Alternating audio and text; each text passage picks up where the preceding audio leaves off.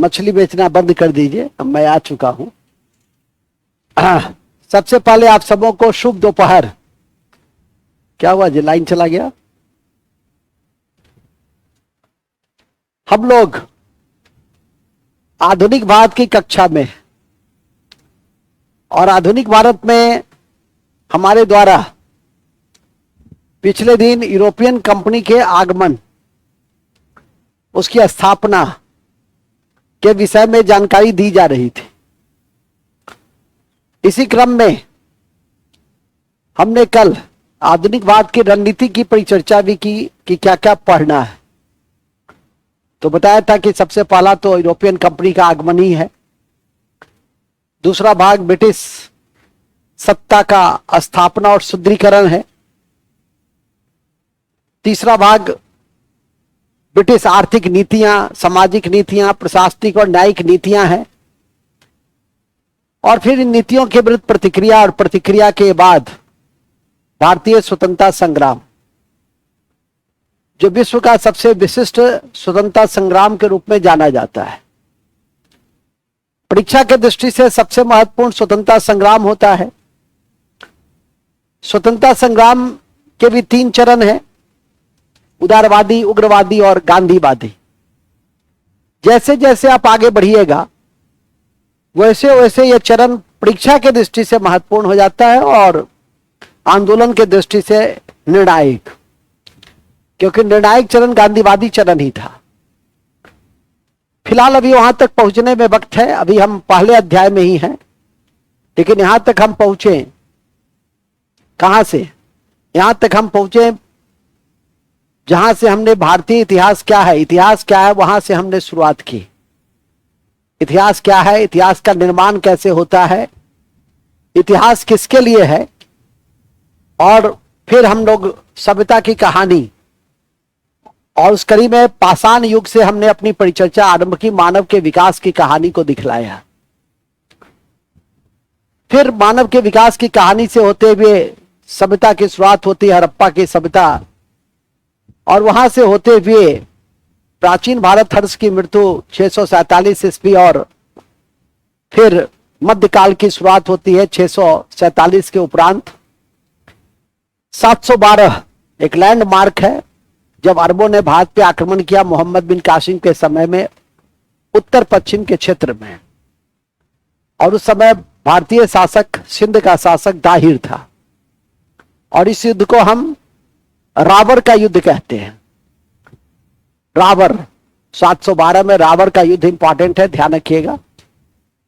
वहां से हम जो मध्यकाल का आरंभ है तकनीकी दृष्टि से तो 647 से, लेकिन तथ्यात्मक दृष्टि से वहां से हमने आरंभ की, और फिर हमने मध्यकाल के अवसान को भी दिखलाया। उत्तरवर्ती मुगल बादशाह अंतिम बहादुर शाह जफर तक का जिक्र किया। फिर आधुनिक भारत की शुरुआत हुई। हालांकि इस मध्यकाल में कई पेरीफेरियल चैप्टर को भी आपने पढ़ा, विशेषकर विजयनगर को, बहमनी को, और मुगलों के समय में मराठा साम्राज्य के संस्थापक शिवाजी, भक्ति और सूफी आंदोलन, ये सब आपकी परीक्षा के दृष्टि से महत्वपूर्ण अध्याय में से, कमीशन के दृष्टि से महत्वपूर्ण अध्याय में एक है। फिर आता है आधुनिक भारत। आधुनिक भारत की तकनीकी शुरुआत तो 1757 पलासी की युद्ध से होती है, कि जब ब्रिटिश साम्राज्य का संस्थापक रॉबर्ट क्लाइव बंगाल के नवाब सिराजुद्दौला को पराजित करता है, यह कहते हुए कि आपने अलीनगर की संधि का उल्लंघन किया है। तो इतिहास में अलीनगर की संधि पलासी के युद्ध के बाद एक महत्वपूर्ण संधि है, और ठीक उसी तरह से जब भारत में ब्रिटिश शासन की नींव पड़ती है बक्सर के युद्ध 1764 से, उसके बाद की जो संधि होती है इलाहाबाद की संधि 1765, वो भी अपने आप में काफी महत्वपूर्ण है। 12 अगस्त 1765 को जब मुगल बादशाह के साथ भी की जाती है, अवध के नवाब के साथ भी होती है, अलग अलग फेज में अलग अलग संधि होती है, और लेकिन इस संधि का नाम इलाहाबाद की ही संधि कहा जाता है। और फिर बंगाल का जो तत्कालीन शासक था उसका नाम था नजमुद्दौला, क्योंकि जानकारी में है कि पलासी के युद्ध के बाद मीर जाफर गद्दी पे बैठा था, और मीर जाफर के बाद मीर कासिम गद्दी पे बैठा, और मीर कासिम का गद्दी पे बैठना बंगाल के द्वितीय क्रांति का द्योतक माना जाता है। बंगाल क्रांति उसको कहते हैं। मीर कासिम ने जो सबसे बड़ा काम किया वह अपनी कैपिटल को मुर्शिदाबाद से हटाकर मुंगेर ट्रांसफर कर दिया, इस कारण से हम उसको जानते हैं। और फिर अपनी सैन्य शक्ति में वृद्धि किया, और उसी कड़ी में पुनः अंग्रेजों के साथ उसके संघर्ष होते हैं दस्तक के बिंदु पर, कि दस्तक के दुरुपयोग को रोकने के लिए उसने भारतीय व्यापारियों को भी कहा कि आपको भी कर मुक्त व्यापार करने की अनुमति प्रदान की जाती है, जिससे कि कंपनी को काफी झटका लगा, क्योंकि यह उसका जो विशेषाधिकार फरुखसियर के समय प्राप्त हुआ था 1717 में, जिसको कंपनी का मैग्ना कार्टा कहते थे, तो उसको उस माध्यम से उसे विशेषाधिकार प्राप्त था। लेकिन जब मीर कासिम ने भारतीय व्यापारियों को भी करमुक्त व्यापार करने की इजाजत दे डाली, तो उसके विशेषाधिकार को चुनौती मिली और परिस्थितियां बनी, और उस परिस्थितियों के आलोक में फिर मीर कासिम को हटाया गया और मीर कासिम की जगह पुनः मीर जाफर को ही गद्दी पे बैठाया गया। मीर कासिम ने त्रिपक्षीय गठबंधन बनाया। हारने के बाद ऐसे भी लोग गठबंधन बनाते हैं, जीतने के आसार में गठबंधन बनाते हैं, तो गठबंधन तो बनता ही रहता है, बिखरता रहता है। और इसी क्रम में गठबंधन बनाया मीर कासिम, अवध का नवाब शुजा-उद-दौला और मुगल बादशाह भगोड़ा बादशाह शाह आलम द्वितीय। लेकिन यह गठबंधन बक्सर के युद्ध में हार गया। हेक्टर मुनरो उस समय ब्रिटिश सेना नायक था, उसके माध्यम से उसके द्वारा यह पराजित हो गया, और उसके बाद इलाहाबाद की संधि करने को विवश हुआ, और बंगाल में एक अंतहीन अंधकारमयी रात्रि की शुरुआत हुई, जिसे केएम पानीकर ने डाकुओं का राज्य कहा। 1765 से 1772 तक द्वैत शासन की स्थापना हुई, और जिसे बंगाल के प्रथम गवर्नर जनरल वारेन हेस्टिंग्स ने समाप्त किया। तो ये सारे दास्तां हैं। हालांकि हम अभी यहां तक नहीं पहुंचे हैं, हम लोग अभी थे, पिछले दिन हमने बताया था कि यूरोपियन कंपनी का आगमन, क्या परिस्थितियां थी, क्यों आया यूरोपियन कंपनी, उसको मसाला व्यापार, भौगोलिक खोज, प्रबोधन का युग, पुनः जागरण, धर्म सुधार, कई बिंदुओं पर हमने थोड़ा बहुत उस पर टिप्पणी करते हुए, और यूरोपियन कंपनी को भारत में प्रवेश कराया पुर्तगीज, और कंपनी की स्थापना के क्रम में ब्रिटिश, डच, डेनिश और फ्रेंच, ये सारे बिंदु की हमने चर्चा कल की क्लास में की थी। मैंने 4-5 एंगल से इसको तोड़ के बतलाया था। कौन कौन एंगल था, लाओ तो कॉपी लाओ तो, क्या क्या एंगल बताया। सबसे पहले तो बताया था यूरोपियन कंपनी का आगमन, यही ना बताया था, यूरोपियन कंपनी का आगमन बताया था, यूरोपियन का आगमन बताया था, फिर यूरोपियन कंपनी की स्थापना का क्रम बताया था, ठीक है, और यूरोपियन कंपनी के स्थापना के क्रम में हमने पुर्तगाल और डच की जानकारी दी थी, ठीक है। अभी तक हम लोग 2 पार्ट्स पढ़े थे, अब तीसरा आज पढ़ेंगे हम लोग अंग्रेज, डेनिश और फ्रेंच। तो लिखेंगे अंग्रेज, अंग्रेज। यूरोपियन कंपनी का टॉपिक है, हमारा टॉपिक है यूरोपियन कंपनी का, यूरोपियन कंपनी का आगमन और अंग्रेज, और अंग्रेज।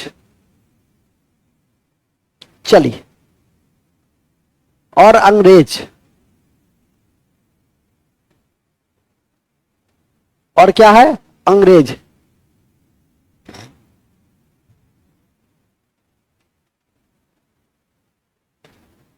अब क्या क्या देखना है इसमें, सबसे पहले देखेंगे 16 से पहले तो इसका थोड़ा इंट्रोडक्शन पढ़ लें, फिर कैसे कैसे यह भारत में कंपनी के माध्यम से एक व्यापारिक शक्ति बनी, और युद्धों के माध्यम से यह राजनीतिक शक्ति के रूप में परिणत हुई। 2 भागों में बांटकर इसका अध्ययन हम लोग करते हैं। एक, कंपनी का व्यापारिक विस्तार।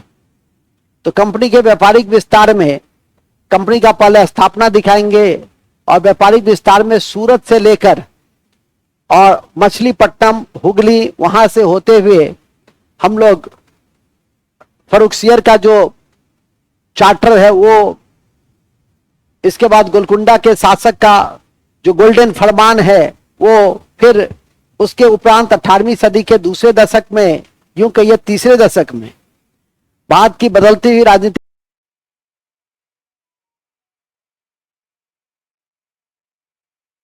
अब आवाज जा रही है मिट्ठू जी, तुरंत मैसेज कर देते हैं। अब आवाज जा रही है, अब आवाज जा रही है।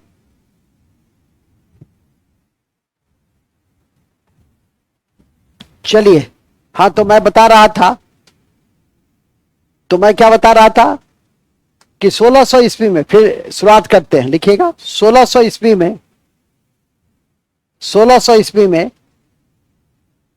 अंग्रेज हम लोग पढ़ रहे हैं यूरोपियन कंपनी के आगमन के क्रम में, तो लिखिए 1600 ईस्वी में ईस्ट इंडिया कंपनी को, ईस्ट इंडिया कंपनी को, ईस्ट इंडिया कंपनी को महारानी एलिजाबेथ के चार्टर के आलोक में, महारानी एलिजाबेथ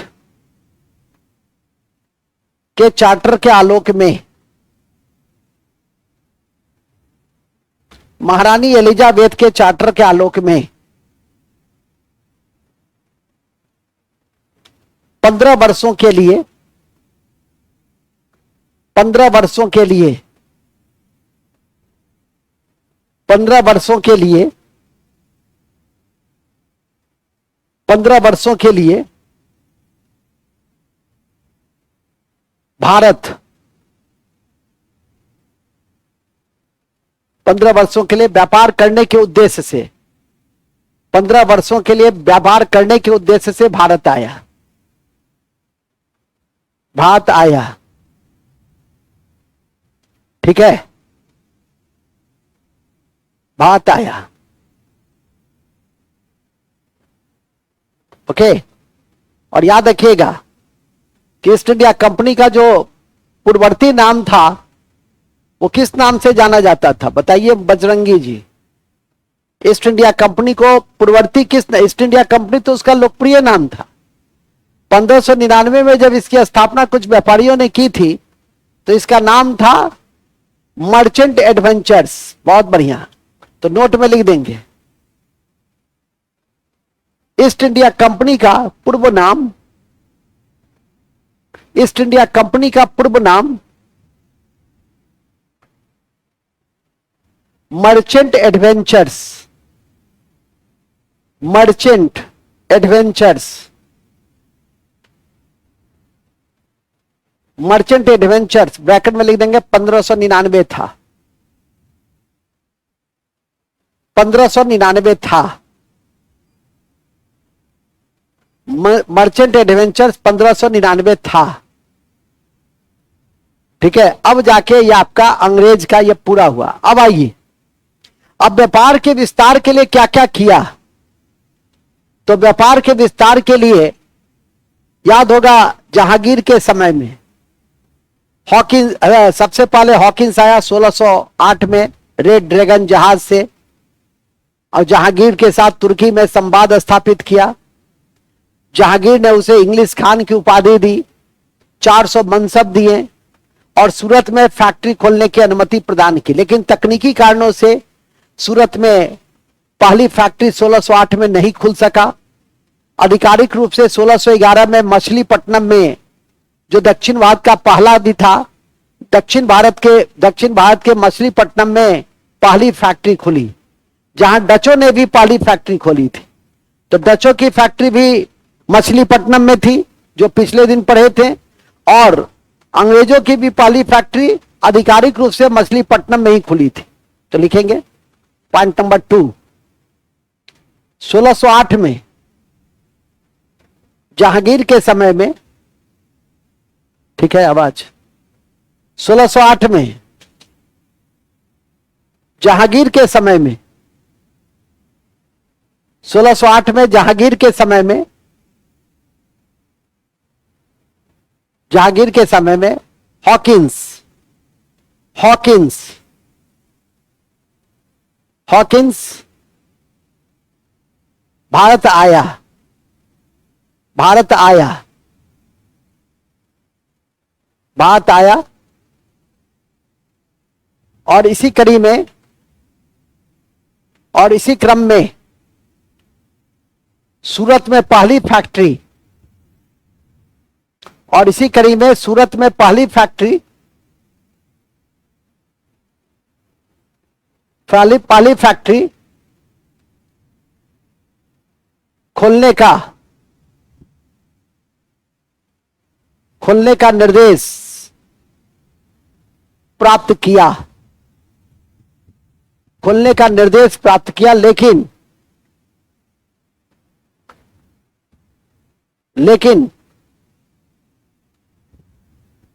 आधिकारिक दृष्टि से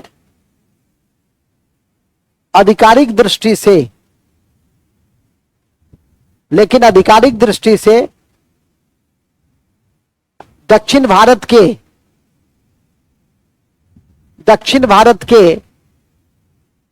मछलीपट्टनम में, आधिकारिक दृष्टि से दक्षिण भारत के मछलीपट्टनम में,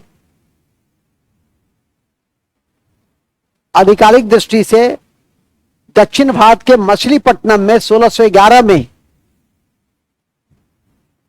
1611 में अंग्रेजों की पहली फैक्ट्री खुली, अंग्रेजों की पहली फैक्ट्री खुली। और यहां एक किला बनाया गया जिसे फोर्ट सेंट जॉर्ज कहा गया। और यहां एक किला बनाया गया, कहां? मछलीपट्टनम में। और यहां एक किला बनाया गया जिसे फोर्ट सेंट जॉर्ज कहा गया, जिसे फोर्ट सेंट जॉर्ज कहा गया, जिसे फोर्ट सेंट जॉर्ज कहा गया। किसे? अंडरलाइन कर दो, मछलीपट्टनम 1611, इसको भूलना नहीं है,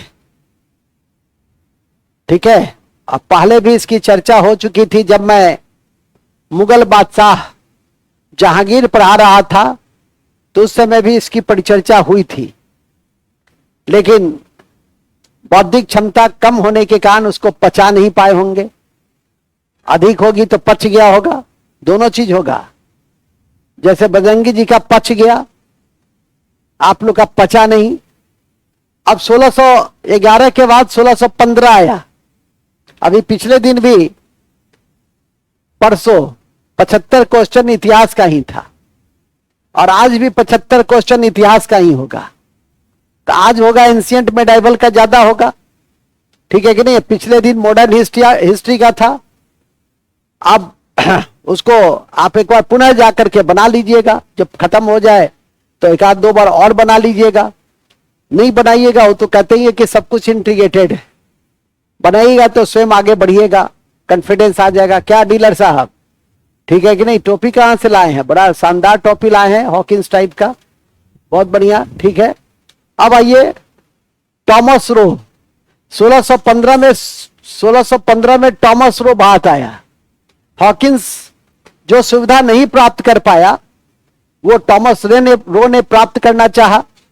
ये सब भी आपकी परीक्षा में पूछा जाता है। विदेशी यात्री दे देगा 4। टॉमस रो सुमेलित करें, असुमेलित करें। टॉमस रो जहांगीर, पीटर मुंडी शाहजहां, निकोलस कॉन्टी देवराय द्वितीय, नहीं अब्दुल रज्जाक, इसी टाइप का दे देगा, कहेगा सुमेलित चुने। 1 2 2 3 1 2 3 1 2 3 4, तो सब पढ़े है ना। निकोलस कॉन्टी किसके समय आया था? देवराय प्रथम के समय आया था। और अब्दुल रज्जाक किसके समय आया था? देवराय द्वितीय के समय आया था। और पायस, बारबोसा, ये सब किसके समय आया था? ये सब कृष्णदेव राय के समय आया था। और नूनिज किसके समय आया था? तो नूनिज अच्युत राय के समय आया था। तो ये सब भी बर्नियर, ट्रेवनियर शाहजहां के काल में आया था। पीटर मुंडी शाहजहां के काल में आया था। Ralph Fitch Mildenhall Akbar के समय आया था। तो ध्यान रखिए, सब लिखा हुआ है कॉपी में, ठीक है कि नहीं। किताब में, कॉपी में तो सब लिखी होती है। अब आपका काम है एक दूसरे को देख के हंस रही है इतना हम लोग जो कॉपी में लिखा हुआ रट लेंगे तब तो इज्जत ही चला जाएगा। इतना जल्दी हम लोग थोड़ा याद करेंगे। हंसिए। आपको यदि पढ़ाई की गंभीरता होती तो कम से कम एक दूसरे को देख कर मुस्कुरा, हालांकि हम मना नहीं करते हैं, एक दूसरे को देख कर मुस्कुराइए, कहां मना किए हैं, लेकिन इस बिंदु पे मुस्कुराए वो मुझे अच्छा नहीं लगा। ठीक है कि नहीं? मूल बिंदु पे आ जाइए। 1615 लिखिए। 1615 ईस्वी में, अब 1608 हो गया, 11 हो गया, 1615 ईस्वी में टॉमस रो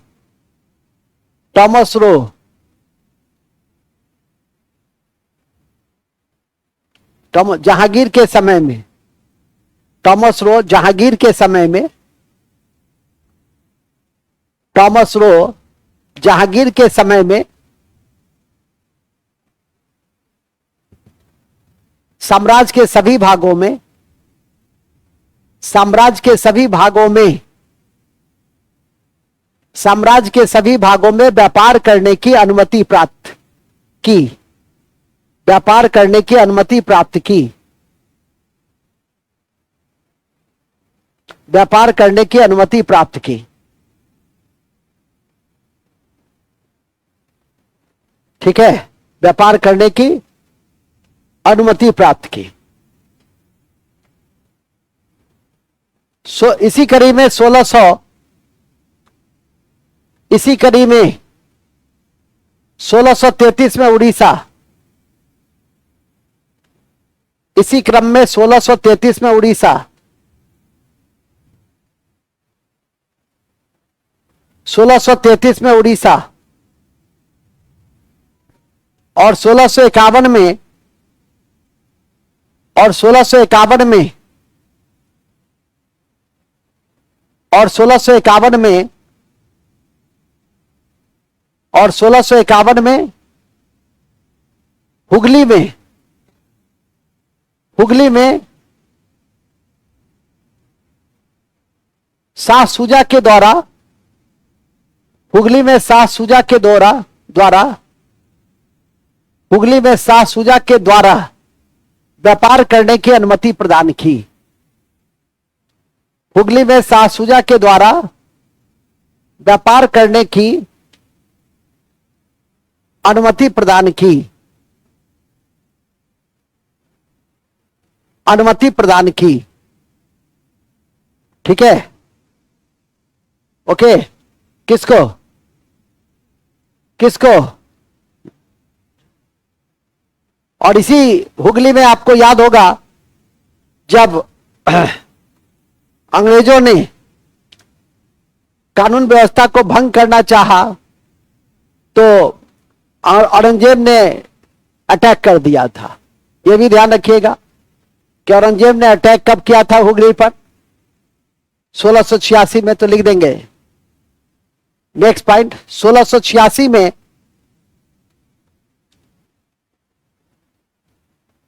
औरंगजेब ने मुगलों के विरुद्ध, मुगलों के विरुद्ध, मुगलों के विरुद्ध कार्रवाई की, मुगलों के विरुद्ध कार्रवाई की। ठीक है, इसको ध्यान रखिएगा। कब क्या था? कब क्या था कि जब वो हुगली में कानून व्यवस्था भंग करना चाहा, हज यात्रियों को परेशान करता था, बहुत तरह के कारण थे, तो अंत में प्रति कार्रवाई में क्या किया अंग्रेजों के विरुद्ध कि औरंगजेब ने उसको हटाने का निर्णय लिया, युद्ध किया। और लेकिन अंग्रेज सब तेज था, उस समय राजनीतिक प्रशासनिक तौर पे बहुत मजबूत नहीं था, तो तुरंत सब माफी उफी मांग लिया, सॉरी सॉरी कहना शुरू किया, कानून पकड़ के उठा बैठी किया। फिर औरंगजेब सोचा कि अच्छा चलो अब ये माफी उफी मांग रहा है तो छोड़ देते हैं, नहीं तो उसी समय औरंगजेब यदि भगा दिया रहता तो फिर अंग्रेज, चूंकि उस समय मुगल बादशाहत था, केंद्रीकृत शासन था। 18वीं सदी में क्या हुआ कि केंद्रीकृत शासन की जगह विकेंद्रीकृत शासन और कमजोर मुगल बादशाह, एक था फर्रुखसियर घृणित कायर, एक था बहादुर शाह पहला, साहेब बेखबर, सब ऐसा ही था, मोहम्मद शाह रंगीला, आइए सब एक से एक था। इसी क्रम में आपको याद रखना है कि जैसा कि मैंने अभी आपको बताया, ठीक है, परीक्षा के दृष्टि से यह भी इंपॉर्टेंट है कि 1698 में कलकत्ता के 3 गांव प्राप्त हुए, कोलिकता, गोविंदपुर और सूतानती, और आधुनिक कलकत्ता का निर्माण जॉर्ज चाणक्य ने किया। तो इसे भी ध्यान रखिएगा, लिखेंगे। अति महत्वपूर्ण है कि हेलो, हाँ हाँ बोलो, क्लास में है। Good evening, good evening. अच्छा चलो ठीक है। अच्छा अभी मैं क्लास में हूं तो रात में बात करो ना, 10 बजे करीब में, ठीक है? ठीक है, ठीक, खुश रहो। कहां थे हम लोग? हम लोग थे 1600, पहले रुक जाओ, पहले कहां पे थे? 1686 में। हाँ 1686 में तो थे कि जब मुगलों के विरुद्ध कार्रवाई की गई, लेकिन 1651 से 1686 के बीच में एक बहुत महत्वपूर्ण संबंध के माध्यम से अंग्रेजों ने अपनी शक्ति का विस्तार किया, और वो था कि अंग्रेज राजकुमार चार्ल्स प्रथम और पुर्तगाली राजकुमारी ब्रिगेंजा, कैटरीना ब्रिगेंजा, दोनों के बीच विवाह हुआ। तो विवाह में गिफ्ट मिला, दहेज, डॉडी, बहतू जिसको कहते थे एंशिएंट टाइम में। और वो जो दहेज मिला, तो दहेज क्या मिला? तो बॉम्बे द्वीप मिला, 10 पाउंड किराए पे बॉम्बे द्वीप की प्राप्ति हुई। तो ये भी तो लिखेंगे ना, तो लिख देंगे। पहले वहां पर जाने से पहले ये लिख दो। ध्यान रखें कि 1661 में, ध्यान रखें, कोई बात नहीं, 1661 में ध्यान रखें, यह महत्वपूर्ण है। क्या दिक्कत हुआ, उसको काट क्यों दिए? अरे ध्यान रखें कि महत्वपूर्ण है कि उल्लेखनीय है, बात तो एक ही है। मैंने कहा ध्यान रखें वो महत्वपूर्ण है, लिखी थी, काट दी। अच्छा अंडरलाइन कर दिए, डांटो मत, मेरा हृदय बहुत कमजोर है, ठीक है? नहीं मैंने कह दिए हैं, ठीक है? हाँ ठीक है, हृदय कमजोर किस्म का है। आगे लिखो, क्या लिखे? महत्वपूर्ण है कि ध्यान रखे कि 1661 में 1661 में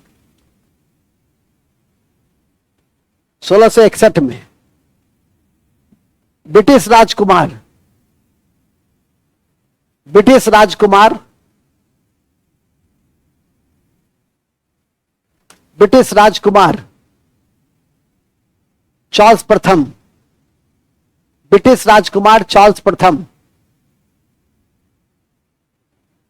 चार्ल्स प्रथम, और पुर्तगाली राजकुमारी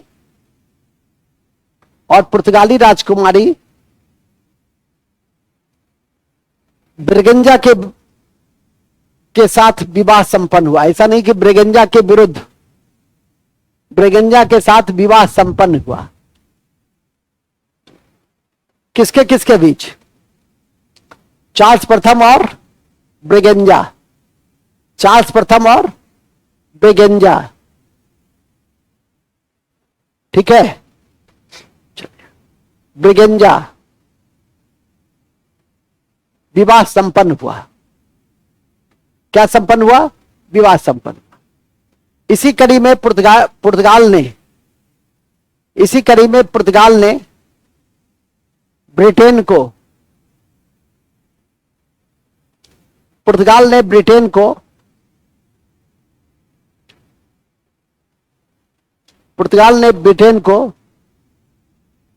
10 पाउंड किराए पर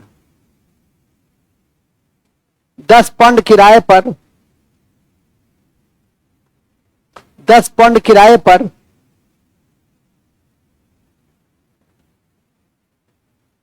किराए पर बॉम्बे द्वीप गिफ्ट में दिया।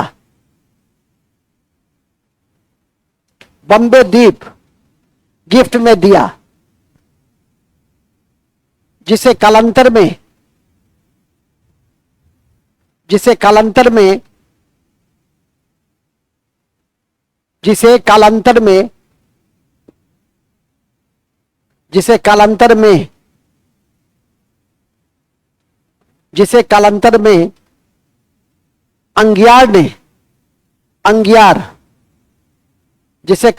अंगियार ने आधुनिक मुंबई के रूप में विकसित किया।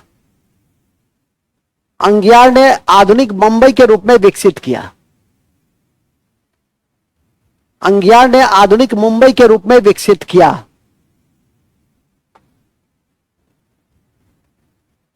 ठीक है, आधुनिक मुंबई के रूप में विकसित किया। किसे विकसित किया? मुंबई को। कौन? अंगियार। देखो, 3 नाम याद रखना। अंगियार ने मुंबई, चाणक्य ने कलकत्ता, तो आगे लिखेंगे भी। अब फ्रांसिस डे ने मद्रास, फ्रांसिस डे ने, और लुटियंस ने दिल्ली, लुटियंस ने दिल्ली। ये 4 नाम ध्यान रखना है आपको, ठीक है कि नहीं? हालांकि क्रम में आप चारों नाम देखे करके देख ही लेंगे, लेकिन फिर से मैं कह दूं कि अंगियार ने बंबई, अंगियार आधुनिक मुंबई, कलकत्ता चाणक्य, कलकत्ता चाणक्य, मद्रास फ्रांसिस डे, और दिल्ली, नई दिल्ली, दिल्ली नहीं, नई दिल्ली लुटियंस, जिसको लुटियंस की दिल्ली भी कहते हैं। पहले दिल्ली ढीलिका था तोमर के समय में, और तोमरों ने ही ढीलिका का निर्माण किया था। तोमर वंश था, अनंगपाल तोमर उस वंश का सबसे प्रसिद्ध शासक था। खैर, मूल में आ जाइए। मूल में यह याद रखना है कि जो मैंने अभी बताया कि अंगियार आधुनिक मुंबई, फिर इसी कड़ी में 1686 आया, वो भी पढ़ा आपने। अब 1686 के बाद 1698 आई है। ये 1698 था, 3 गांव मिला पूर्वी भारत में, कोलिकता, सूतानती और गोविंदपुर। उस तीनों को मिलाकर आधुनिक कलकत्ता का निर्माण कराया। किसने? चाणक्य ने। तो लिखेंगे, अति महत्वपूर्ण है कि 1698 में, 1698 में बंगाल के 3 गांव की जिम्मेदारी सूबेदार, बंगाल के 3 गांव सूबेदार अजीम उसान ने अंग्रेजों को दिया। बंगाल के 3 गांव सूबेदार अजीम उसान ने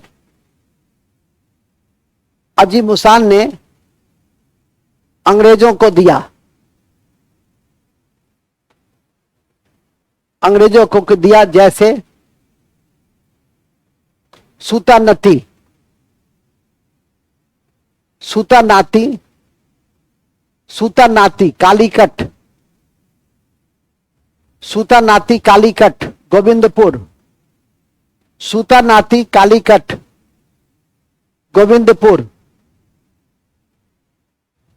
गोविंदपुर, सूतानाती कालीकट गोविंदपुर, सूतानाती कालीकट, सूतानाती कालीकट गोविंदपुर।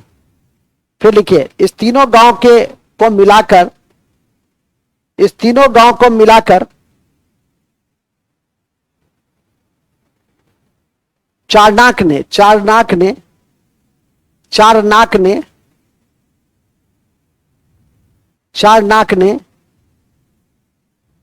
आधुनिक कलकत्ता की नींव रखी।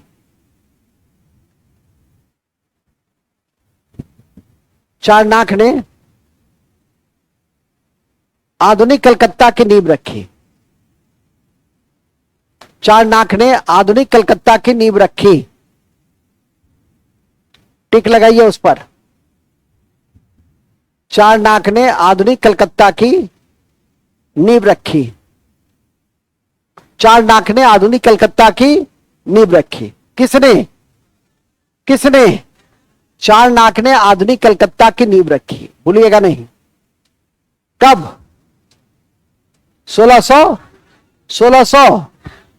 अब आता है 1717, फर्रुखसियर का फरमान। तो लिखिए, भूलेंगे नहीं कि 1717 ईस्वी में, 1717 ईस्वी में मुगल बादशाह फर्रुखसियर के समय में, मुगल बादशाह फर्रुखसियर के समय में, मुगल बादशाह फर्रुखसियर के समय में, क्वेश्चन कई बार कमीशन पूछे हुए, ठीक है, ध्यान रखिएगा। फर्रुखसियर के समय में, फर्रुखसियर के समय में हैमिल्टन के नेतृत्व में, डॉक्टर हैमिल्टन के नेतृत्व में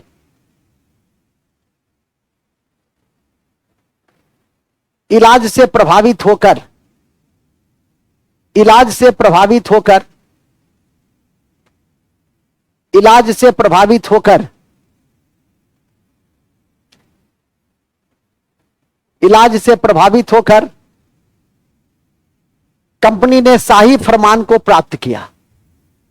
कंपनी ने शाही फरमान को प्राप्त किया, शाही फरमान को प्राप्त किया, शाही फरमान को प्राप्त किया। ठीक है, शाही फरमान को प्राप्त किया, जिसे कंपनी के व्यापार का मैग्ना कार्टा कहा गया, जिसे कंपनी के व्यापार का मैग्ना कार्टा कहा गया। ठीक है, अब सुनिए क्या है यह दृष्टांत। यह दृष्टांत यह है, यह दृष्टांत यह है कि सरमन और हैमिल्टन फर्रुखसियर के दरबार में पहुंचा था। उसमें हैमिल्टन जो था वो एलोपैथिक चिकित्सक था और मुगल बादशाह फर्रुखसियर को एक्जिमा था, स्किन डिजीज था। तो बाएं हाथ का खेल था एक्जिमा। एलोपैथिक में क्या करता है, उसका ड्रेसिंग कर देता है, पट्टी उट्टी बांध दिया, ठीक हो गया, 2-3 दिन में ठीक हो गया। अब जिसके इलाज के लिए बेचारा महीनों बरसों से तरस रहा था, पत्ती उत्ती लगाता था, कोई कोई दवा उवा लगाता था, मतलब जो स्थानीय स्तर पे था, ठीक नहीं हो रहा था, अचानक से ठीक हो गया, खुश हो गया। बादशाह था, घृणित कायर उसको इतिहास में कहा जाता है। और खुश होकर उसने कहा मांगो क्या मांगते हो, तो और क्या मांगता, व्यापार का सुविधा, व्यापार का विस्तार। तो व्यापार का जो विस्तार प्राप्त किया वही क्या था उसके लिए, मैग्ना कार्टा था, शाही फरमान और मैग्ना कार्टा, जिसको याद रखिएगा। इसलिए मैं अभी बता रहा था कि गोलकुंडा के शासक ने स्वर्ण फरमान दिया, गोल्डन फरमान दिया कि 500 पैकोडा में आप दक्षिण भारत में व्यापार की सुविधा को प्राप्त कर लिए। जबकि इन्होंने क्या दिया, 3000 वार्षिक कर आप दीजिए, पूरे बंगाल में व्यापार करिए। 10,000 व्यापारी कर दीजिए, वार्षिक कर दीजिए, सूरत में व्यापार कीजिए।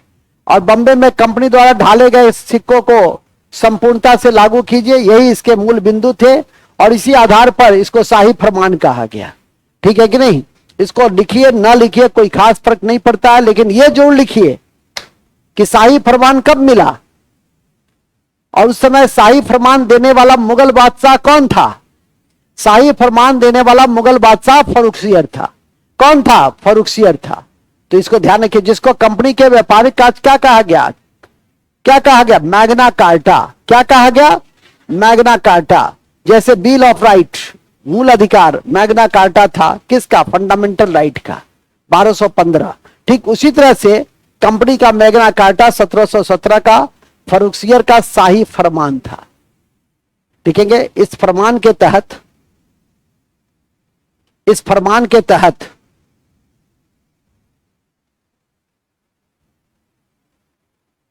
गुजरात और दक्कन तक, गुजरात और दक्कन तक, गुजरात और दक्कन तक, गुजरात और दक्कन तक उसे व्यापार की, गुजरात और दक्कन तक उसे व्यापार की शक्ति प्राप्त हुई, व्यापार की शक्ति प्राप्त हुई या सुविधा प्राप्त हुई, सुविधा प्राप्त हुई। किसे, किसे, अंग्रेजों को। नोट में लिख देंगे, गोलकुंडा के बादशाह ने, गोलकुंडा के शासक ने कंपनी को स्वर्ण फरमान, कंपनी को स्वर्ण फरमान, कंपनी को स्वर्ण फरमान जारी किया था, कंपनी को स्वर्ण फरमान जारी किया था 500 पैकोडा के बदले, 500 पैकोडा के बदले, 500 पैकोडा के बदले क्या जारी किया था? स्वर्ण फरमान जारी किया गया। कहां के शासक ने स्वर्ण फरमान जारी किया था? गोलकुंडा के शासक ने। बस अब 1717 के बाद कंपनी को जब इतना चीज मिल गया, सारी व्यापारिक सुविधा संपूर्ण देश में उसको प्राप्त हो गई लगभग, तब उसका व्यापारिक महत्वाकांक्षा की जगह भारत की बदलती हुई राजनीतिक परिस्थिति के आलोक में राजनीतिक महत्वाकांक्षा हिलोरे मारने लगी, और जिसका पहला प्रयोग उसने कर्नाटक के उत्तराधिकार के युद्ध में किया। तो पैराग्राफ चेंज। 18वीं सदी के तीसरे दशक में, 18वीं सदी के तीसरे दशक में भारत की बदलती हुई कमजोर राजनीतिक परिस्थितियों के आलोक में, कमजोर राजनीतिक परिस्थितियों के आलोक में, कमजोर राजनीतिक परिस्थितियों के आलोक में, कमजोर राजनीतिक परिस्थितियों के आलोक में, कमजोर राजनीतिक परिस्थितियों के आलोक में, कमजोर राजनीतिक परिस्थितियों के आलोक में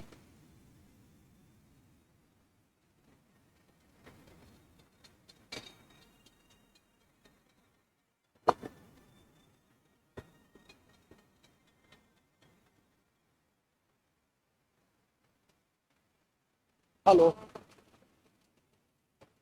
नमस्कार।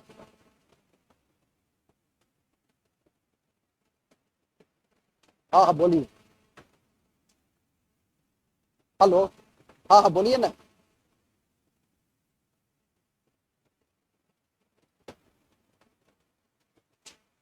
किसको?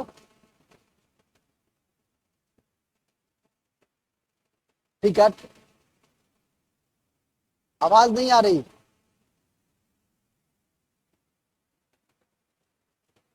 नहीं नहीं, रॉन्ग नंबर।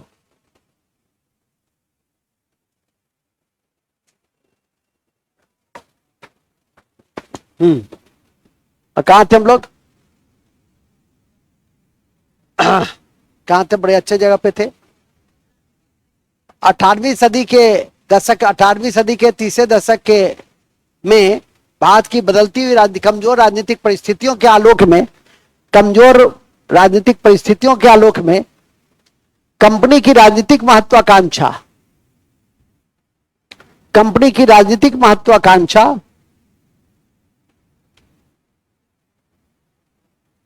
कंपनी की राजनीतिक महत्वाकांक्षा जागृत हो गई। कंपनी की राजनीतिक महत्वाकांक्षा जागृत हो गई।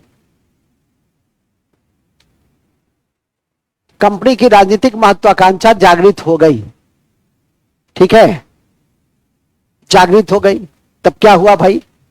जब कंपनी की राजनीतिक महत्वाकांक्षा जागृत हो गई, तब उसने पहला प्रयोग किया अपना, देखा कि यहां पर हम सफल हो सकते हैं कि नहीं। तो लिखेंगे इसी पृष्ठभूमि में या इसी कड़ी में कर्नाटक के उत्तराधिकार के युद्ध में, कर्नाटक के उत्तराधिकार के युद्ध में, कर्नाटक के उत्तराधिकार के युद्ध में, कर्नाटक के उत्तराधिकार के युद्ध में फ्रांस के साथ संघर्ष किया। फ्रांस के विरुद्ध संघर्ष किया। फ्रांस के विरुद्ध संघर्ष किया और 3 कर्नाटक युद्ध हुए, और 3 कर्नाटक युद्ध हुए। 3 कर्नाटक युद्ध हुआ।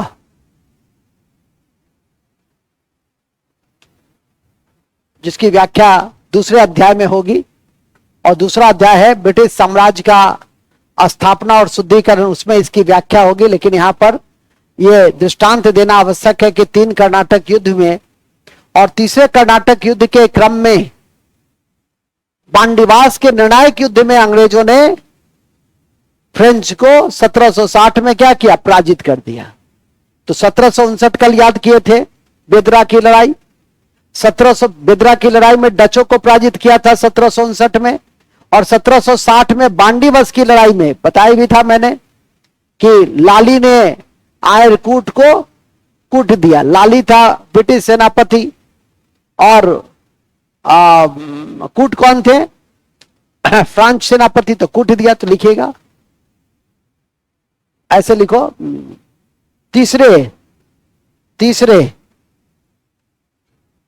तीसरे कर्नाटक युद्ध में बांडीवास की लड़ाई में अंग्रेज सेनापति आयरकूट ने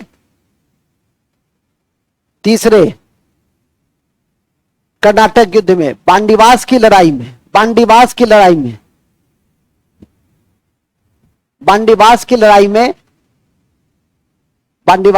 में 1760 लिखे, 1760 1760 1760 में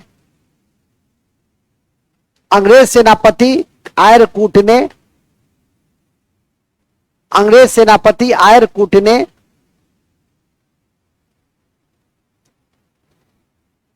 फ्रेंच सेनापति लाली को लाल कर दिया। फ्रेंच सेनापति लाली, काउंट लाली उसका पूरा नाम था, लाली लिख दो ना, लाली को लाल कर दिया, मैंने हरा दिया। लाली को लाल कर दिया या कूट ने कूट दिया, या कूट ने कूट दिया, जो याद रखना है याद रख सकते हो, ठीक है। लेकिन इस 1760 में अपने बांडीवास के युद्ध में निर्णायक रूप से अंग्रेजों ने फ्रेंच को क्या किया, बाहर कर दिया कि राजनीतिक सत्ता अब तुम्हारे लिए संभव नहीं है, अब मैं आ चुका हूं पूर्ण रूप से। क्योंकि इसके पहले भी 1757 की पलासी की लड़ाई में भारत का सबसे समृद्ध प्रांत बंगाल, और बंगाल पर किसका नियंत्रण स्थापित हो गया था, अंग्रेजों का, ठीक है कि नहीं। तो एक बहुत बड़ी उपलब्धि थी। लिखेंगे इसके पूर्व, बांडीवास के युद्ध के पूर्व, बांडीवास के युद्ध के पूर्व, बांडीवास के युद्ध के पहले 1757 के पलासी की लड़ाई में, 1757 के पलासी की लड़ाई में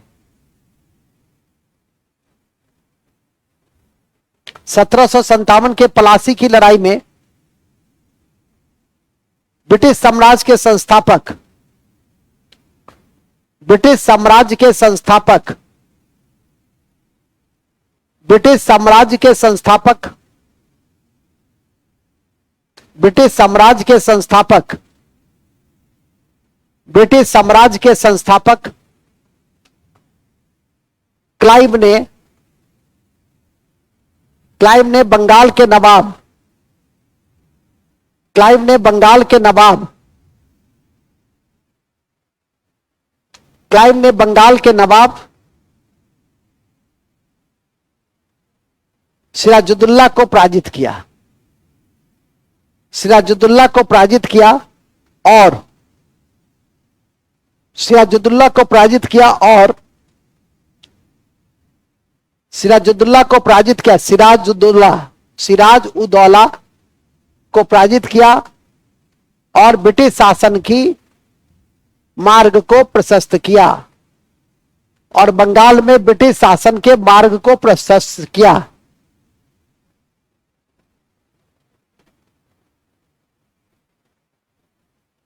ठीक है, तो ब्रिटिश शासन का मार्ग किस युद्ध से प्रशस्त हो गया?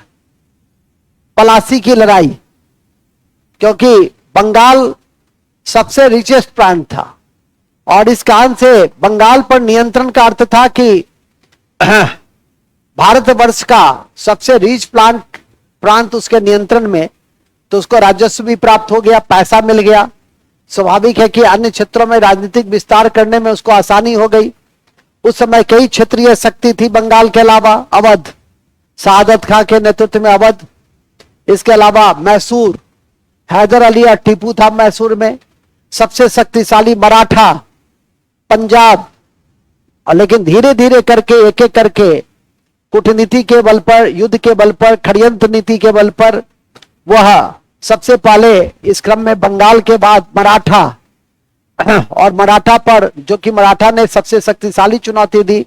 फिर मैसूर, 4 युद्ध मैसूर के साथ भी हुए, 2 हैदर अली के साथ, और दूसरे आंग्ल मैसूर युद्ध में हैदर अली युद्ध के मैदान में ही मारा गया। और उसके बाद टीपू सुल्तान ने युद्ध की बागडोर संभाली, मंगलोर की संधि हुई मेकार्टनी और टीपू सुल्तान के बीच। और फिर तीसरा आंग्ल मैसूर युद्ध कार्नवालिस के समय 1742-92 में हुआ, श्रीरंगपट्टनम की संधि हुई जिसमें आधे राज्य टीपू सुल्तान ने अंग्रेजों को दे दिए। और फिर चतुर्थ आंग्ल मैसूर युद्ध 1799 में हुआ, जहां टीपू पराजित हो गया और वीर गति को भी प्राप्त कर लिया। इस तरह से 1818 तक संपूर्ण भारतवर्ष अंग्रेजों के नियंत्रण में आ गए, सिर्फ पंजाब और सिंध को छोड़कर। सिंध का भी अधिग्रहण 1843 में एलन बरो के समय में नेपियर के द्वारा किया गया, और 1849 में डलहौजी के समय में पंजाब को भी जीत लिया गया। 2 युद्ध के माध्यम से पंजाब को भी जीत लिया गया। अब संपूर्ण भारतवर्ष पर ब्रिटिशों का नियंत्रण। लेकिन इस नियंत्रण की कड़ी में युद्ध के साथ साथ दो नीति भी बहुत कारगर साबित हुई। एक था सहायक संधि ब्लेजली की, और दूसरा था डलहौजी का डॉक्ट्राइन ऑफ लैप्स, हड़प की नीति, जिस नीति के माध्यम से उसने यह फरमान जारी किया। अब देखो, अब कंपनी फरमान जारी कर रहा था, फरमान जारी किया कि यदि किसी देशी रियासत में दत्तक पुत्र है, गोद लिया हुआ पुत्र है, तो उसको ब्रिटिश सरकार मान्यता नहीं देगा, उसको अपने साम्राज्य में मिला लेगा। और इस कड़ी में सबसे पहले सतारा को मिला लिया। 1848 में सतारा को मिलाया, उदयपुर को मिलाया, झांसी को मिलाया 53 में, फिर 54 में नागपुर को मिला लिया। और उसके पहले सहायक संधि हुई, और सहायक संधि के द्वारा हैदराबाद के निजाम से लेकर अन्य क्षेत्रों को भी मिला लिया गया। और वो नीति को देने वाला संस्थागत रूप में ब्लेजली था, जबकि डॉक्ट्राइन ऑफ लैप्स की नीति देने वाला डलहौजी था। यही था अंग्रेजों के विस्तार की कहानी। और ये सारे तथ्य जो आपको बोला हूं, समय रहते उसको याद कर लीजिए, काफी महत्वपूर्ण है। निश्चित रूप से 1-2 प्रश्न आएंगे तो आपको कठिनाई नहीं होगी। अभी तक हम लोग 1757 में थे ना, पैराग्राफ चेंज करो। 1764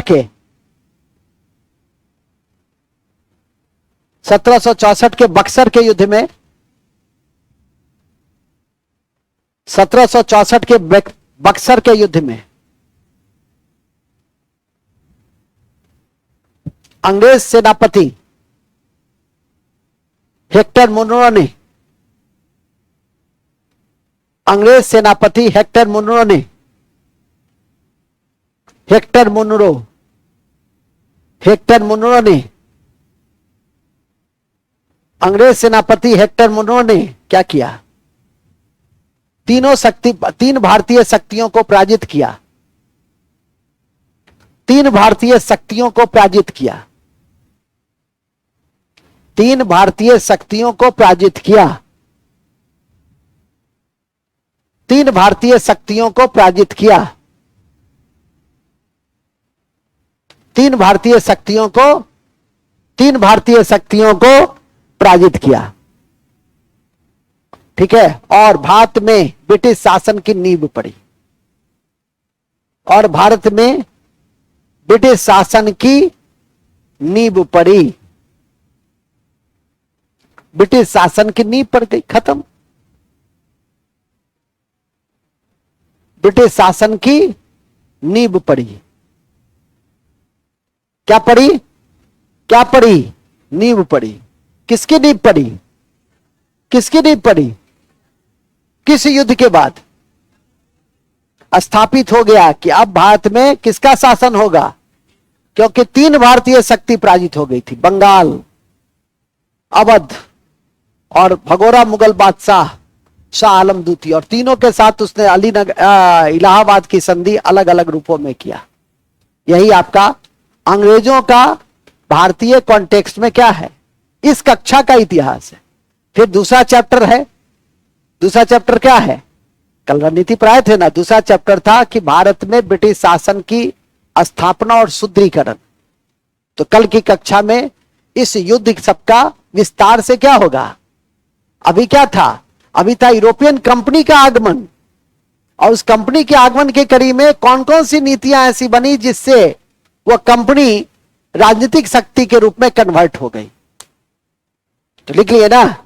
अब आइए पैराग्राफ 6। अब नेक्स्ट है क्या है जी, कौन कौन हो गया। कल पढ़े थे, मतलब पुर्तगाल पढ़े थे, डच पढ़े थे, आज अंग्रेज पढ़े, अब डेनिस पढ़िए। डेनिस, छोटा सा डेनिस और फ्रेंच है। डेनिस, डेनिस देखो, डेनिस जो है आगमन के दृष्टि से भी अंग्रेज के बाद आए और कंपनी की स्थापना के दृष्टि से भी अंग्रेजों के बाद आए। 1616 में डेनिस ईस्ट इंडिया कंपनी की नींव पड़ी। तो इसके विषय में लिखिए, आगमन और कंपनी की स्थापना के दृष्टि से, आगमन और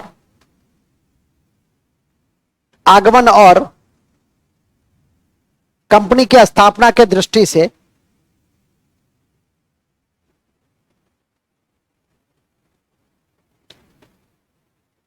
कंपनी की स्थापना के दृष्टि से अंग्रेजों के बाद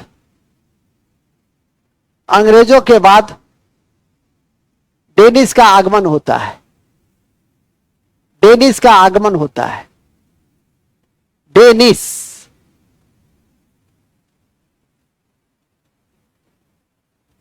डेनिस का आगमन होता है। ठीक है, किसका आगमन होता है, डेनिस का आगमन होता है। डेनिस का आगमन होता है। इसने अपनी पहली फैक्ट्री, नेक्स्ट पॉइंट, डेनिस ने अपनी पहली फैक्ट्री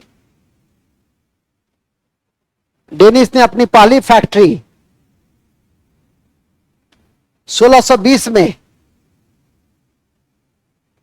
डेनिस ने अपनी पहली फैक्ट्री 1620 में कहां बनाया, ट्रेंगुबार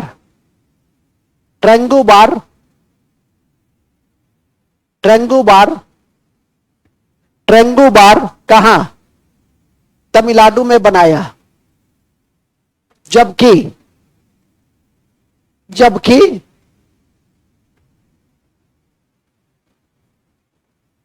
1676 में दूसरी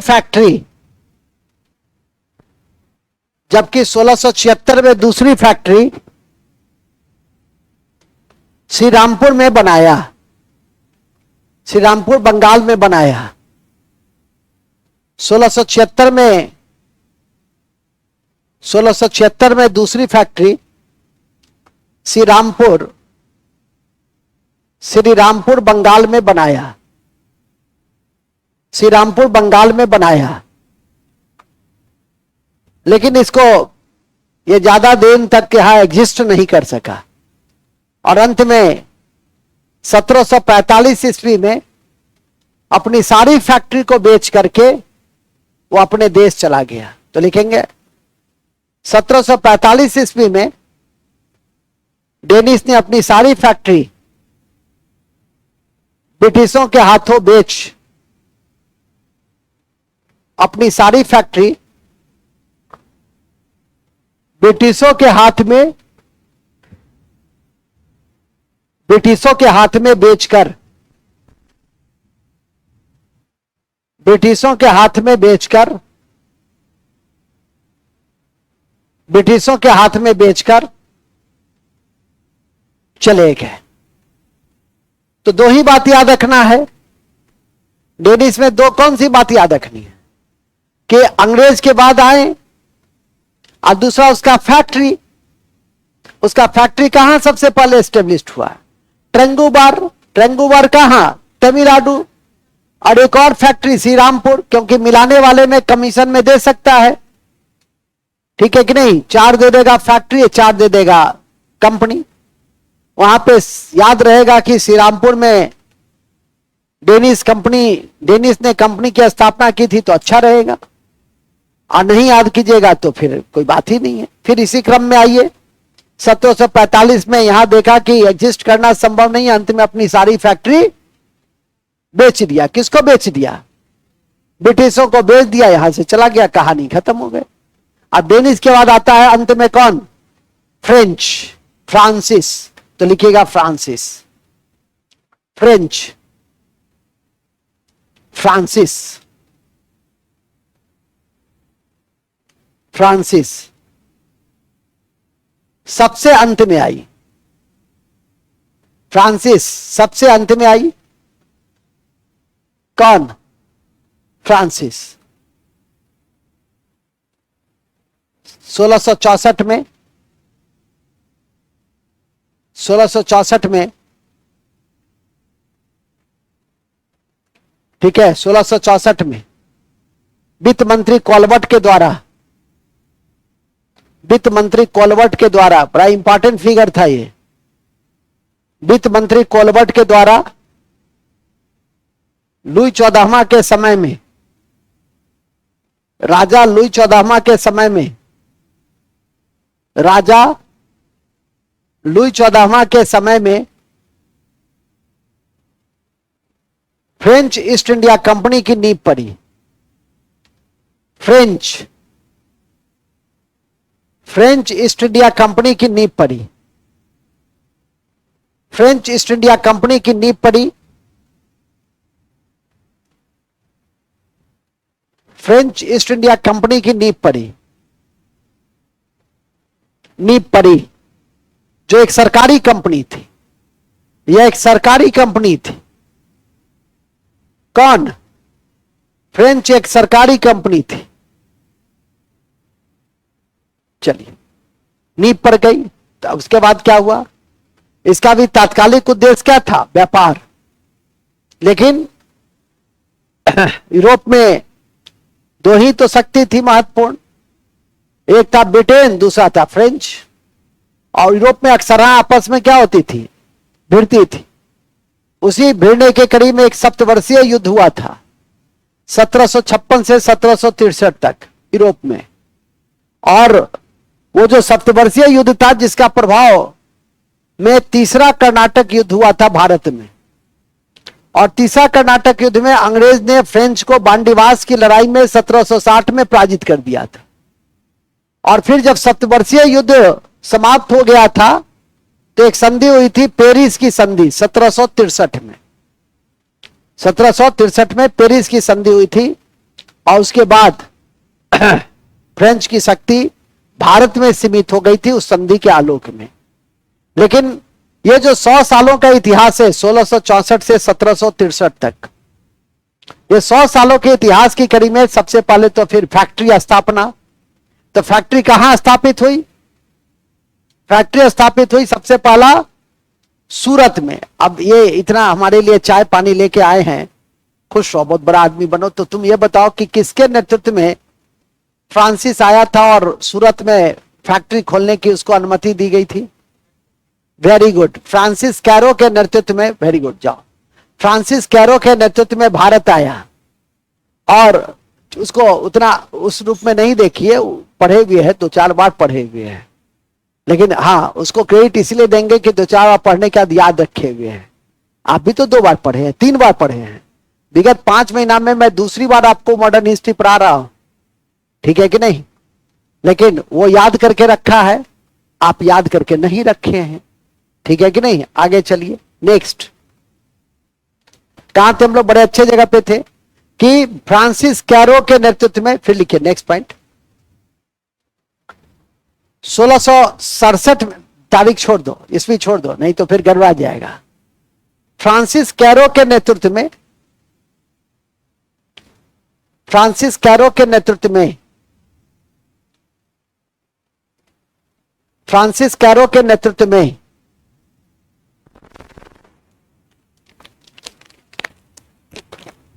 फ्रेंच का व्यापारिक मंडल, फ्रेंच का व्यापारिक मंडल, फ्रेंच का व्यापारिक मंडल भारत आया,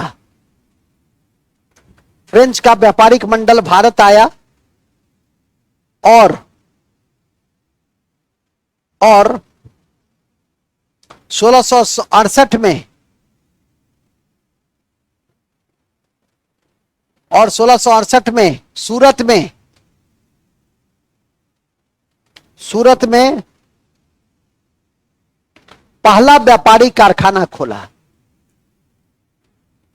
पहला व्यापारी कारखाना खोला, पहला व्यापारी कारखाना खोला,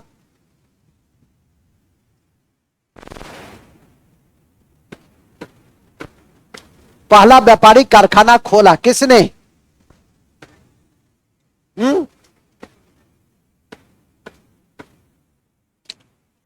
तो कहां खुला? कहां खुला? सूरत में। किसके नेतृत्व में?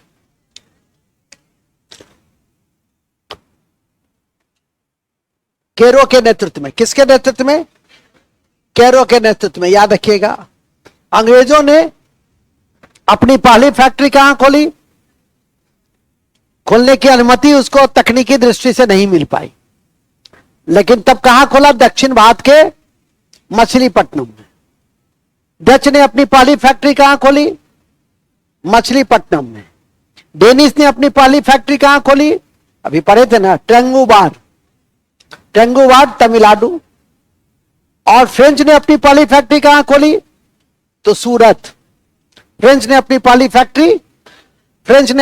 फैक्ट्री सूरत में खोली। अब फिर आइए, 1674 में मार्टिन ने पांडिचेरी की नींव रखी। देखिए 1674 में मार्टिन ने पांडिचेरी की नींव रखी, पांडिचेरी की नींव रखी। किसकी नींव रखी? पांडिचेरी की नींव रखी। ठीक है, ये दो बातें सबसे पहले याद रखना है आपको। और मछलीपट्टनम में दूसरी फैक्ट्री खोली। अब ऐसा नहीं कि दूसरी के चक्कर में पहली भी भूल जाइए, ठीक है कि नहीं? पहले को याद रखिए। पहले को किसको याद रखिएगा? पहले याद रखिए सूरत, तब मछलीपट्टनम। लेकिन मछलीपट्टनम उतना महत्वपूर्ण नहीं है, लेकिन चर्चा कर दिए हैं, नहीं लिखिए, ज्यादा ठीक रहेगा। नहीं तो गलती तो कर ही दीजिएगा, ठीक है? नहीं लिखा रहेगा तो कम से कम गलती नहीं होगी, लिखा जाएगा तो गलती हो जाएगी कि फ्रांस ने अपनी पहली फैक्ट्री कहां खोली? अभी ना, लेकिन मछलीपट्टनम यदि लिखा जाएगा तो फिर गलती कर सकते हैं, इसलिए ऐसा रिस्क नहीं देंगे। आप याद करके रखिए ना। लास्ट, नेक्स्ट, फिर लिखिए। अति महत्वपूर्ण है कि फ्रांसिस ने 1721 में मॉरिशस, 1721 में मॉरिशस और 1739 में, और 1739 में करिकाल को जीता। 1739 में करिकाल को जीता।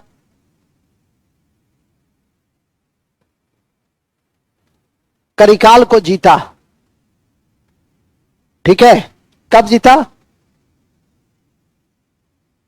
इसी क्रम में फ्रेंच ने, इसी कड़ी में फ्रेंच ने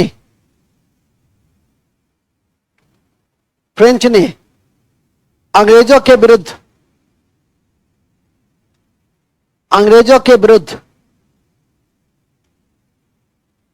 कर्नाटक में, कर्नाटक के उत्तराधिकार के संघर्ष में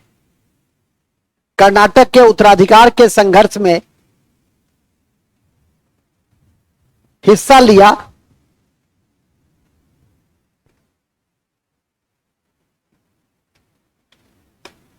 लिया। और अंततः और अंततः 1760 के बांडीवास की लड़ाई में, 1760 के बांडीवास की लड़ाई में और अंततः 1760 के बांडीवास की लड़ाई में फ्रांस हार गया, फ्रांस हार गया और उसे बाहर का रास्ता देखना पड़ा, और उसे बाहर का रास्ता देखना पड़ा, और उसे बाहर का रास्ता देखना पड़ा। बस तो इस तरह से आपने आज पिछले दिन का जो यूरोपियन कंपनी था उसको आज संपूर्णता से देखने का अवसर मिला। आज आप लोगों ने यूरोपियन कंपनी जो शेष बचे हुए थे, अंग्रेज, डेनिश और फ्रेंच, उसको एक एक करके देखा। अब इंटीग्रेटेड रूप में पिछले दिन की कक्षा को आज से जोड़ लीजिए और उसको याद रखने का प्रयास कीजिए। हमारी कोशिश होगी कि हम आपको याद करा दें, याद तो करवा ही दिया है, और फिर टेस्ट के माध्यम से भी आप इसमें सक्रियता दिखाते हुए आगे बढ़ें। तब तक के लिए टेक रेस्ट, लेकिन टेक रेस्ट से पहले जब कक्षा समाप्त होती है तो लास्ट में क्या होता है? Booster fact. तो लिखो booster fact, booster fact, booster fact,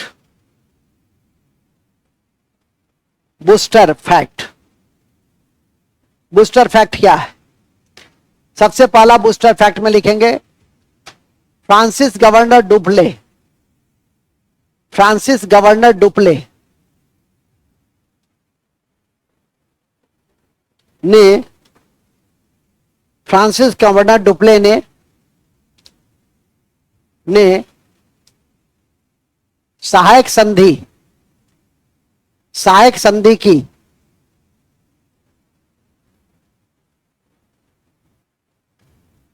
अवधारणा दिया, सहायक संधि की अवधारणा दिया, जिसे कालांतर में ब्लेजली ने, जिसे कालांतर में ब्लेजली ने, जिसे कालांतर में ब्लेजली ने संस्थागत रूप दिया।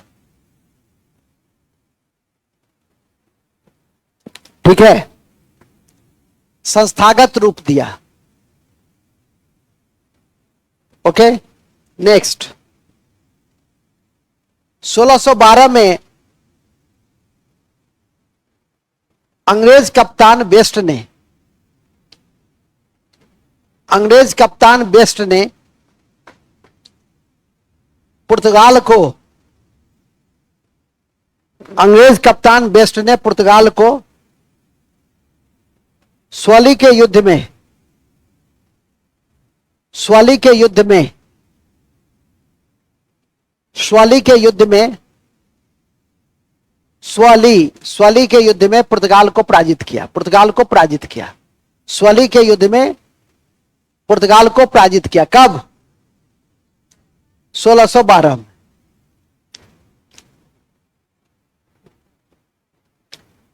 नेक्स्ट अन्य बातों में लिख देंगे सेंट जॉर्ज का किला,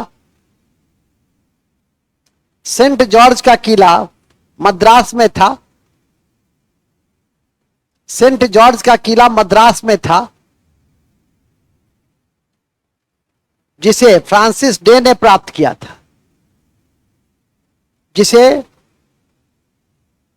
फ्रांसिस डे ने प्राप्त किया था, फ्रांसिस डे ने प्राप्त किया था। किसने प्राप्त किया था? फ्रांसिस डे ने प्राप्त किया था। ठीक है, नेक्स्ट कारताज, कारताज, कारताज पुर्तगालियों का एक व्यापारिक पत्र था। कारताज पुर्तगालियों के द्वारा जारी एक व्यापारिक पत्र था, एक व्यापारिक पत्र था जो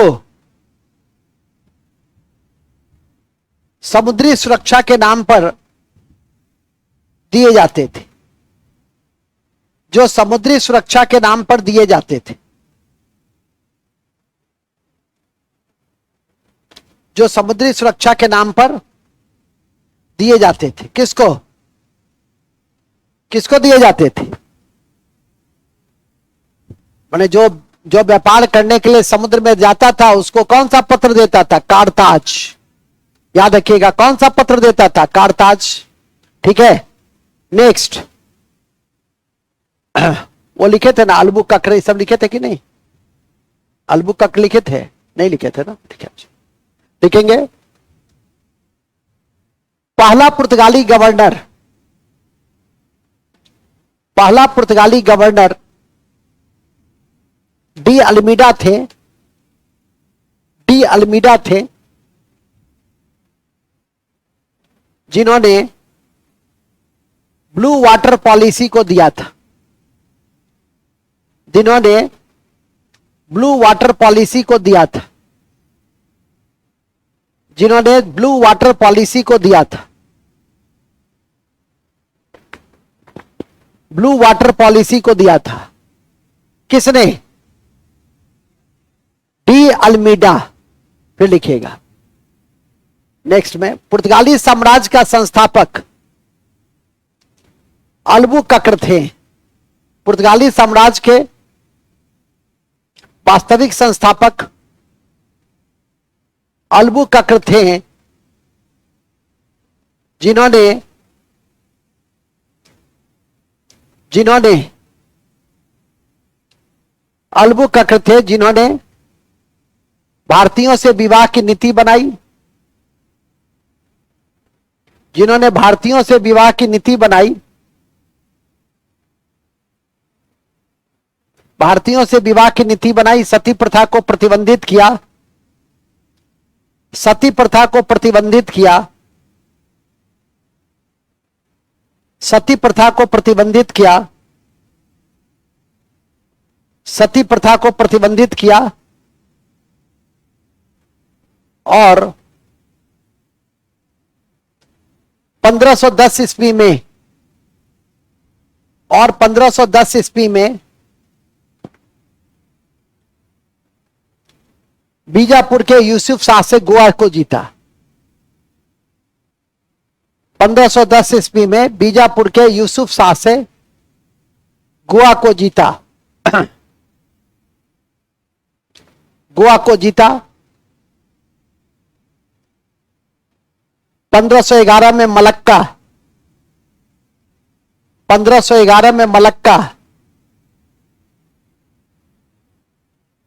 1511 में मलक्का, और 1515 में होरमुज, और 1515 में होरमुज, 1510 में गोवा। सबसे पहले यही याद रखिएगा। और 1511 में मलक्का। अब 1515 में होरमुज को कौन जीता था? अल्बुकर्क, जो रियल फाउंडर था। पुर्तगाली साम्राज्य का रियल फाउंडर कौन था? जिसने भारतीय महिलाओं से विवाह करने की नीति भी अपनाई थी, जिससे कि उसका जनसंख्या बढ़ सके। तीसरा, सती प्रथा को प्रतिबंधित भी किया था। यह भी लिख दीजिए अपने क्षेत्र में, वो भी लिख दीजिए अपने क्षेत्र में अल्बुकर्क ने, उसी में लिख दीजिए अपने क्षेत्र में अल्बुकर्क ने, अपने क्षेत्र में अल्बुकर्क ने सती प्रथा को प्रतिबंधित भी किया था। सती प्रथा को प्रतिबंधित भी किया, सती प्रथा को प्रतिबंधित भी किया।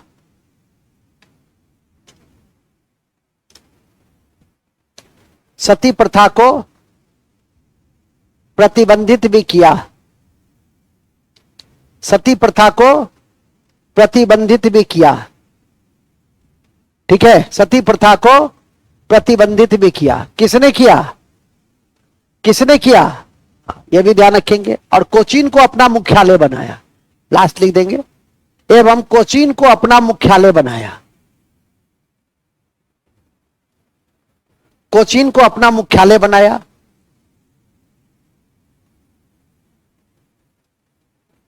ठीक है। नेक्स्ट, अति महत्वपूर्ण है कि कोचीन से गोवा को राजधानी बनाने वाला पुर्तगाली गवर्नर नीनो द कुन्हा था। अति महत्वपूर्ण है कि अति महत्वपूर्ण है कि कोचीन से गोवा 1530, कोचीन से गोवा 1530, कोचीन से गोवा 1530 मुख्यालय बनाने वाला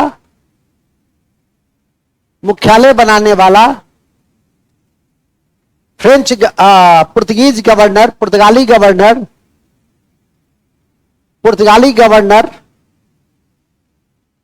पुर्तगाली गवर्नर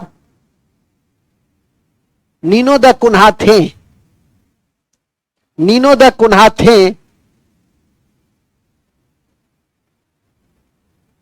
कुन्हा थे जिन्होंने बेसिन और द्वीप पर भी अधिकार किया था।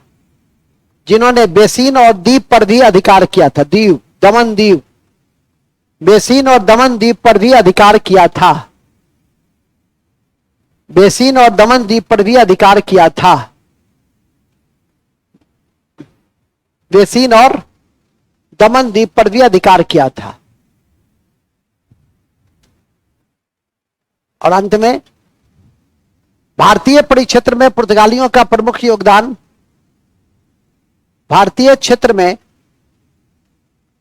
पुर्तगालियों का प्रमुख योगदान,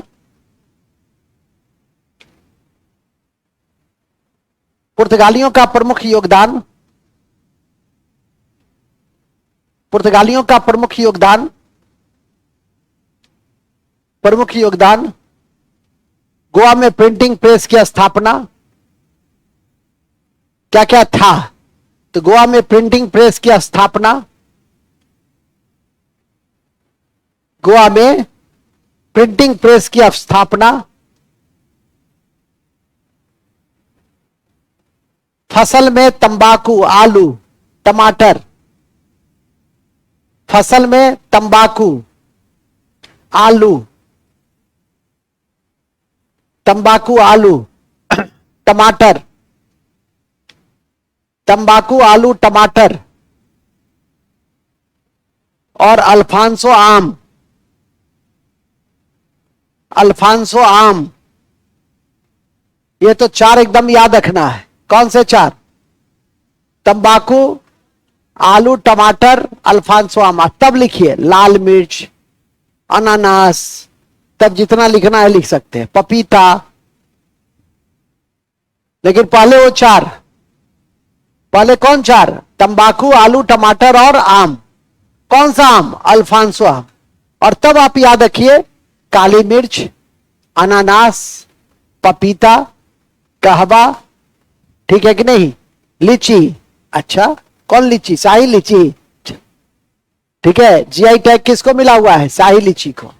और मखाना में मिथिला मखाना को, और आम में जर्दालू आम को जो भागलपुर में है, मघी पान को। ये सब याद करके रखिए। चलिए खैर, तो इतना चीज आपको याद करके देन में रखना है। साथ में पुर्तगाली ने ही जहाज निर्माण की कला हमारे देश में थी और ईसाई धर्म का प्रचारक के रूप में भी भूमिका निभाया। पहला चर्च बना था सेंट थॉमस केरल, और पहला जो पादरी आया था उसका नाम था जेबियर। और जो पहला चर्च बना था वो किस शैली में बना था? वो गोथिक शैली में बना था। गोथिक शैली होता है, कल बताया भी था, इस टाइप का शैली होता है। देख लो, कोई भी चर्च को देखोगे तो इसी टाइप से एकदम उठा हुआ रहेगा, फिर गिरा हुआ रहेगा। तो इसी टाइप का आपका होता है, जिसको हम लोग गोथिक शैली कहते हैं। और गोथिक शैली पुर्तगालियों की ही देन है भारत में। तो एक लाइन और लिख दो। पुर्तगाली ने जहाज निर्माण का कला, जहाज निर्माण की कला, जहाज निर्माण की कला एवं Saint Thomas church Kerala, Saint Thomas church Kerala दिया। सेंट थॉमस चर्च केरल दिया। क्या दिया? सेंट थॉमस चर्च केरल दिया, जहां प्रथम पादरी जेवियर, जहां प्रथम पादरी जेवियर, जहां प्रथम पादरी जेवियर, जहां प्रथम पादरी जेवियर जेवियर भारत आए, या जेवियर ने यात्रा की, जेवियर ने यात्रा की। यह चर्च गोथिक शैली में बना हुआ था, यह चर्च गोथिक शैली में बना हुआ था, यह चर्च गोथिक शैली में बना हुआ था। कौन चर्च?